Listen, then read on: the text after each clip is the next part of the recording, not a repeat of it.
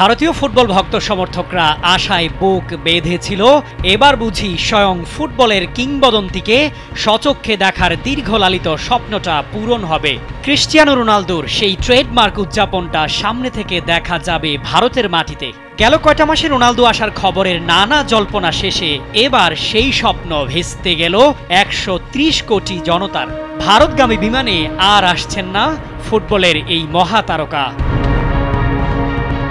22 October গোয়ায় AFC champions league 2-এ FC গোয়ার মুখোমুখি আল নাসের। নাসেরের পক্ষ থেকে এই পর্তুগিজ তারকা সহ দলের বাকি সদস্যদের ভিসার জন্য আবেদন করেছে, সেটা পেয়েও গিয়েছে তারা। তাতেই আশা জেগেছিল রোনালদোর ভারতে আসা নিয়ে। কিন্তু ভিসা পেলেও ভারত সফরে আসার কোনো পরিকল্পনা নেই তার। আল নাসের দলের বাকি সদস্যরা আসলেও আসছেন না এই তারকা ফুটবলার। এফসি গোয়ার পক্ষ থেকে বহুবার অনুরোধ করা হয়েছিল যেন রোনালদোকে আনা হয়। রোনালদোর আশাকে ঘিরে বড় বড় স্পন্সরও ছিল আগ্রহী, যা গোয়ার এই ক্লাবকে আর্থিকভাবে লাভবান করত। দলের সিইও রবি পুষ্কর মজা করে বলেছিলেন, রোনালদো ভারতে না এলে সৌদি ক্লাবের কিছু যাবে আসবে না, কিন্তু আমাদের অনেক কিছু হারাতে হবে। বাস্তবে তাই হচ্ছে।